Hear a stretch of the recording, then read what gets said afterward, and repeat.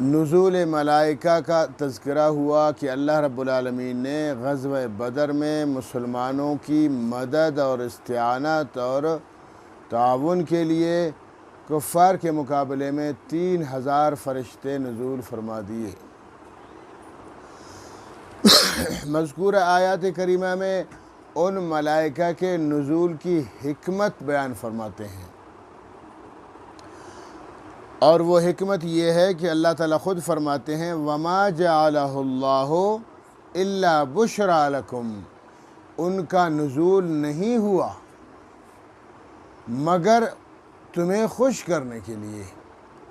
یعنی فرشتوں کو جو اللہ نے اتارا 3000 فرشتوں کو غزوہ بدر میں مسلمانوں کی معاونت کے لیے، نصرت کے لیے۔ وہ نصرت اس لیے نہیں تھی کہ فرشتے زمین پہ آئے اور تلواریں اٹھائیں اور جنگ شروع کریں اور کفار کی گردنیں اڑا دیں، اس لیے اللہ تعالیٰ فرماتے نہیں وَمَا جَعَلَهُ اللَّهُ، نہیں بنایا اللہ نے اس نزول کو، اس فرشتوں کے نزول کو، اترنے کو، الا مگر بشرا لکم، تمہیں خوش کرنے کے لیے، کہ پہلے وہ کفار 1000 تھے، تم 313 تھے، اور اب تو وہ ہو گئے، اب تم ہو گئے 3000، یعنی 3313 تمہاری تعداد بن گئی، ان کی 1000 ہے، تو تاکہ تمہارے اندر ایک حوصلہ ہو اور خوش ہو جاؤ کہ ہماری تعداد زیادہ ہے، صرف اس لیے آئے۔ اور اس کی وجہ بھی اللہ تعالیٰ بیان فرماتے ہیں کہ اذ تستغیثون ربکم، جب تم استغاثہ کر رہے تھے اپنے رب سے، جب فریاد کر رہے تھے اپنے رب سے، جب دعائیں مانگ رہے تھے اپنے رب سے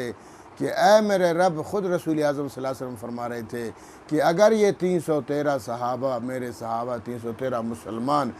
مر گئے، مٹ گئے، تو اے اللہ تیرا دین مٹ جائے گا، مہربانی فرما دیجئے، ہماری نصرت فرمائیے۔ تو اللہ فرماتے اس وجہ سے میں نے فرشتوں کا نزول کیا، میں نے فرشتوں کو اتارا۔ اور حدیث پاک میں ہے کہ جب فرشتے آئے تو اللہ کے رسول صلی اللہ تعالی وسلم کے دائیں طرف جبریل امین کھڑے تھے اور بائیں طرف حضرت میکائیل علیہ السلام کھڑے تھے۔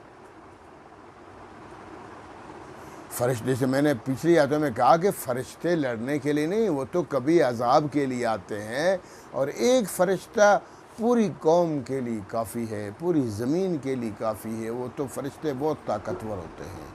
لیکن یہاں اللہ رب العالمین نے